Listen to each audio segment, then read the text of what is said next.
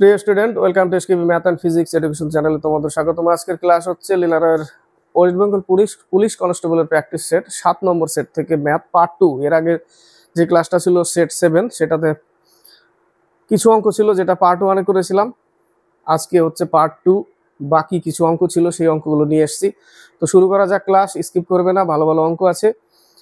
যারা এই সেটটা প্র্যাকটিস করে তাদের জন্য বিশেষ খুবই ভালো, কারণ সব ম্যাথ হয়তো কেউ করে উঠতে পারে না, ফেসে থাকে বা বুঝতে পারে না, সলিউশন দেখলেও বুঝতে পারে না। তাদের কোনো অসুবিধা নেই, আজকে ক্লিয়ার হয়ে যাবে যদি কেউ ফেসে থাকে অঙ্ক। তো শুরু করছি, স্কিপ করবে না, দেখতে থাকবে, ঠিক আছে? তো 65 নম্বর 66 নম্বর 65 ম্যাথটাও খুব ভালো ম্যাথ। বলেছে কোনো মূলধন সরল সুদের হারে 2.5 বছরের সুদে আসলে 1012 টাকা হয়। 2.5 বছরে সুদে আসলে কত হয়? 1012 টাকা, এবং 4 বছরে হয় 1067.20 টাকা। 4 বছরে হয় কত? 1067.20 টাকা। তাহলে সুদের শতকরা পরিমাণ কত? অঙ্কটা ভালো করে খেয়াল করবে, দেখবে কি করছি। তো 2.5 বছরে 1012 টাকা এবং 4 বছরে এত টাকা, তাহলে এর মধ্যে কত বছরের ডিফারেন্স আছে? 1.5 বছরে। অর্থাৎ এই টাকাটা এত টাকা হয়েছে 1012 টাকা 1.5 বছরে, কোনো মূল টাকা 2.5 বছরে এত টাকা হয়, এটা কিন্তু সুদ আসল। 1012 টাকা সুদ আসল এবং এই টাকাটাও সুদ আসল। তাহলে 1.5 বছরে যে একটা সুদ আসল, যে একটা টাকা অ্যামাউন্ট বাড়বে, সেটা কত টাকা বাড়বে সেটাকে আমাকে বের করতে হবে আগে। 4 বছর থেকে 2.5 বছর বিয়োগ করলাম, 1.5 বছর পেলাম। সেই টাকাটা কত বেরোবে সেটা মাইনাস করলে বেরোবে। কি মাইনাস করে আমি বের করছি কত টাকা বেরোয়।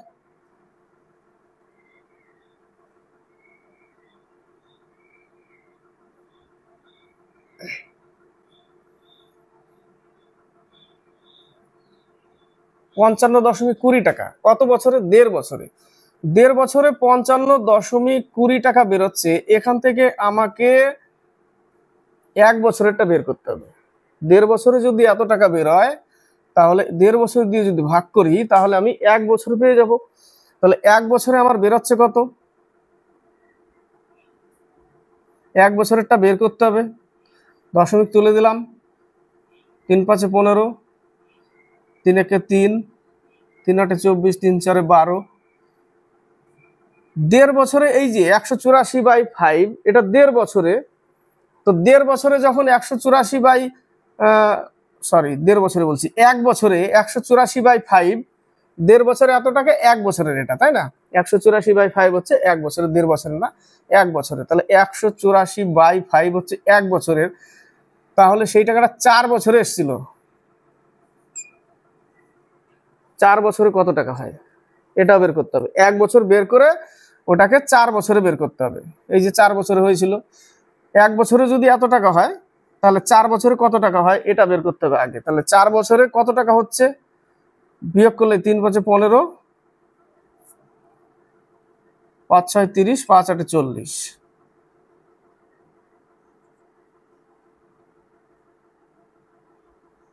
147.2 টাকা হচ্ছে 4 বছরে। ক্লিয়ার? কিন্তু 4 বছরে আবার সুদে আসলে বলেছে কত টাকা? 4 বছরে সুদে আসলে এত টাকা বলেছে। তাহলে এটা হচ্ছে 4 বছরের সুদটা বেরোলো। 1 বছরে 1.5 বছরে এত টাকা, 1 বছরে কত বের করলাম, 4 বছরে কত বের করলাম।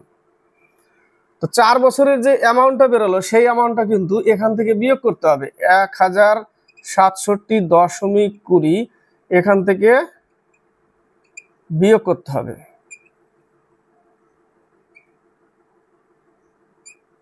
920 টাকা। 920 টাকাটা আসলে চলে গেলাম আমরা এবার। 920 টাকাটা কোথায় চলে গেলাম? আসলে চলে গেলাম, কারণ 4 বছরের সুদটা আমি বের করে নিয়েছি, সেখান থেকে বাদ দিলাম, আসলে চলে আসলাম 920 টাকা। এবার এর উপরে 147.20 কত টাকায়? 920 টাকায় ইন্টু 100-এ কত, কিন্তু বলেছে আবার বছরে কত, তাই না? কত বছরে কত, তাহলে 4 দিয়ে ভাগ করতে হবে। 1 বছর পেয়ে যাব। কেটে দিলাম, 0 0 কেটে দিলাম, 3 4 12, 4 6 24,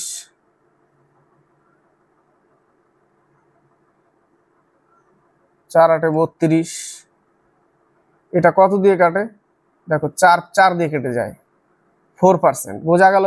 প্রথমে কি করলাম, 2.5 বছরে এত টাকা, 4 বছরে এত টাকা, ডিফারেন্স কত, 1.5 বছর, 1.5 বছরে কত টাকা, এত টাকা, তাহলে 1 বছরেরটা বের করলাম। তো এটা তো 1 বছরে বেরোলো, কিন্তু তার সাথে 4 গুণ করে 4 বছরেরটা বের করতে হবে। 4 বছরে বেরোলো কত, এই যে 147.2, তাহলে এর মধ্যে 147.2 অলরেডি বেশি আছে, সেটাকে মাইনাস করে পেলাম কত, 920 টাকা। এর উপরে 147.2 টাকা এর উপরে, তাহলে এর উপরে কত, এত সুদ বেরোলো। 100-এ কত, তাহলে কিন্তু বছরে বেরোবে না, 4 দিয়ে ভাগ করতে হবে, কারণ 4 বছর থেকে শুরু করেছি আমরা, মাইনাস করেছি 4 বছর থেকে, ইন্টু নিচে 4, তাহলে 1 বছরে বেরোয় যাবে। তাহলে 1 বছরে কত, 4%। অঙ্কটা সোজা হলো, একটু সিস্টেমে যদি বুঝতে পারো তাহলে খুবই সোজা। এবার হচ্ছে 66, বলেছে 32 টাকা কেজি দরের দার্জিলিং চায়ের সাথে 25 টাকা কেজি দরের আসাম চা কি অনুপাতে মিশিয়ে প্রতি কেজি 32.40 টাকা দরে বিক্রি করলে 20% লাভ হবে। আগে আমাকে ক্রয় মূল্য বের করতে হবে। ক্রয় মূল্য 100 টাকা, বলেছে 32.40 টাকা দরে যদি বিক্রি করে তাহলে 20% লাভ হয়। তাহলে ক্রয় মূল্য 100 টাকা, বিক্রয় মূল্য 120 টাকা ছিল, সেটা বিক্রি করেছিল কত, 32.40 টাকায়। এখানে যদি দশমিক উঠে 100 নেই, তাহলে কেটে যাবে এই 100, এটা কেটে দিলাম, 12 দোকানে 24, আর থাকবে কত, 7 12 84, 8 থাকবে 7, 27 টাকা। এবার আমরা এলিগেশন করব, তাই না? এবার আমরা ক্রয় মূল্য পেয়ে গেলাম 27 টাকা, তাহলে 32 আর এদিকে হচ্ছে 25 আর এদিকে 27, একে এলিগেশন করে দিলেই অঙ্ক কমপ্লিট। এখানে থাকবে 2 আর এখানে থাকবে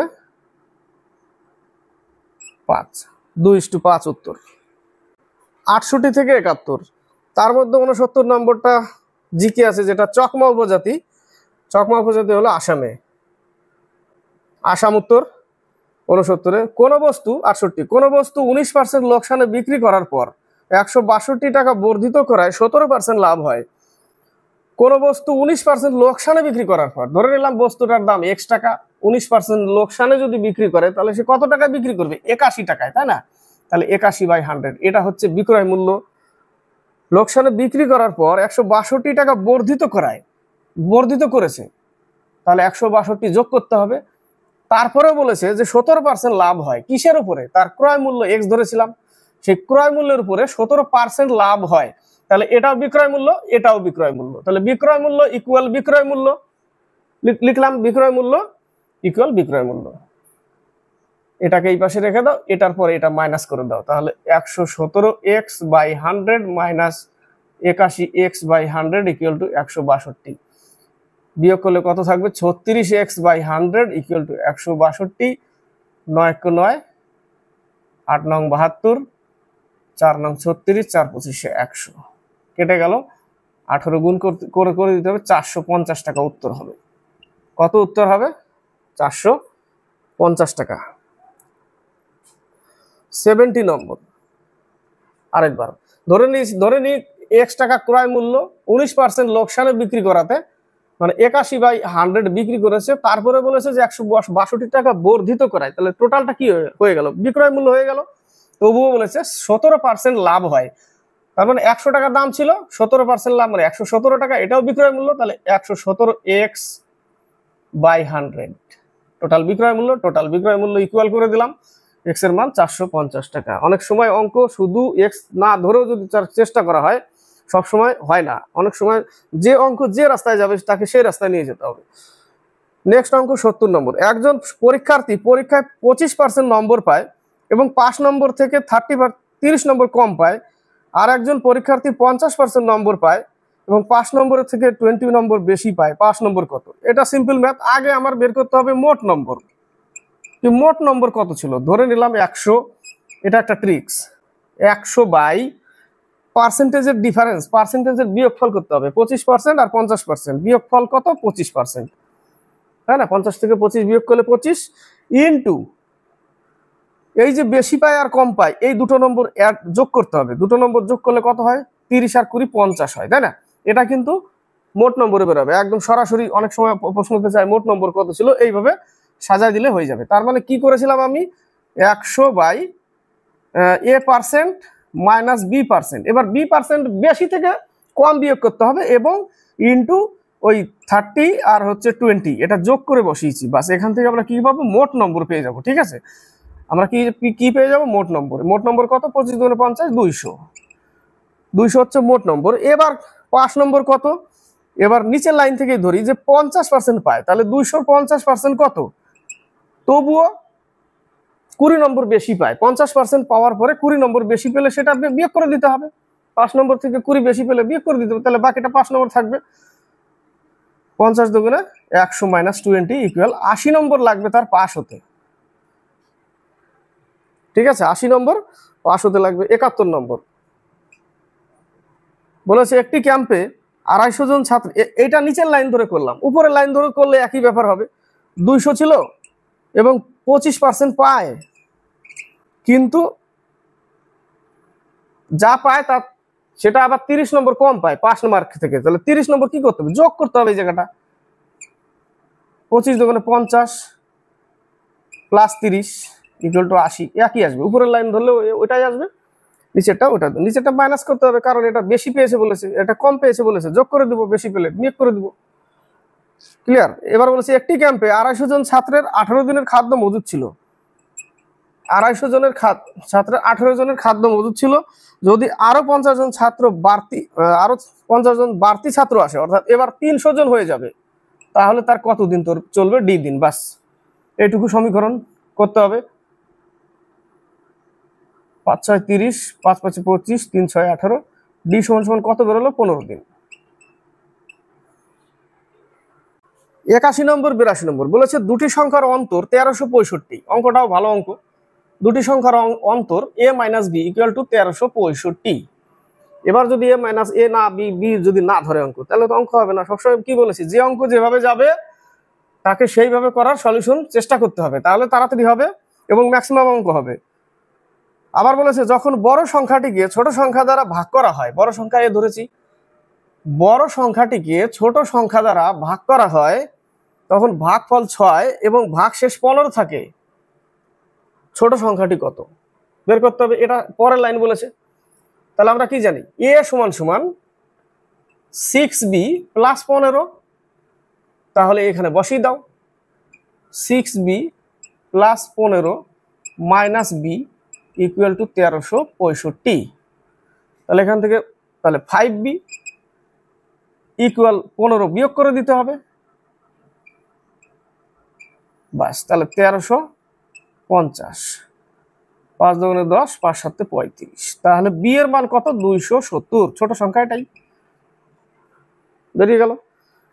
এবার হচ্ছে 82 বলেছে একটি বস্তুর চিহ্নিত মূল্যের, এই অঙ্কটা ভালো অঙ্ক, চিহ্নিত মূল্যের 30% ছাড় পেয়ে, ধরে নিলাম চিহ্নিত মূল্য 100 টাকা, 30% ছাড় পেয়েছে, অর্থাৎ 70 টাকায় বিক্রি করেছে। এক্স ওই বস্তুটি 8750 টাকা বিক্রি করায় দেখা গেল, অর্থাৎ এই 70%-এ সে 8750 টাকায় বিক্রি করেছে, 70%-এ বিক্রি করেছে। তো দেখা গেল সে তার ক্রয় মূল্যের 25% লাভ করেছে। বস্তুটির চিহ্নিত মূল্য কত, এখানে কিন্তু ক্রয় মূল্য চাইনি, ক্রয় মূল্য বেরোলে কত বেরোবে সেটাও বলছি এবং চিহ্নিত মূল্য কত বেরোবে সেটাও বলছি। এখান থেকে ডাইরেক্ট চিহ্নিত মূল্যটাই বেরোবে। ডাইরেক্ট কি বেরোবে, চিহ্নিত মূল্যই বেরোবে। 100 উপরে নিলাম পার্সেন্টেজের জন্য এবং নিচে 70, তাহলে এখান থেকে আমরা কি পাবো, ডাইরেক্ট চিহ্নিত মূল্যটাই পেয়ে যাব। 7 × 12 = 84, 5 × 7 = 35। তাহলে চিহ্নিত মূল্য 12,500 টাকা। তবুও বলেছে 25% লাভ আছে এর মধ্যে, তার মানে কি এটা বিক্রি করেছে, তাহলে 25% = এত। তাহলে কি বেরোবে এখান থেকে, ক্রয় মূল্য বেরোবে। কিন্তু এত দূর তো অঙ্ক চাইনি, যদি ক্রয় মূল্য চাইতো তাহলে এটা করতে হতো, × 100/125 কাটলে 10,000 টাকা ছিল তার ক্রয় মূল্য, কিন্তু ক্রয় মূল্য চাইনি, চিহ্নিত মূল্য চেয়েছে, এটাই চিহ্নিত মূল্য, এই যে 12,500 টাকা। ক্রয় মূল্য চাইলে তাহলে 25% লাভ যেটা ছিল সেটা লিখতে হতো, 125% = এত, এই যে এত টাকাটা, তাহলে ক্রয় মূল্য বেরিয়ে যেত।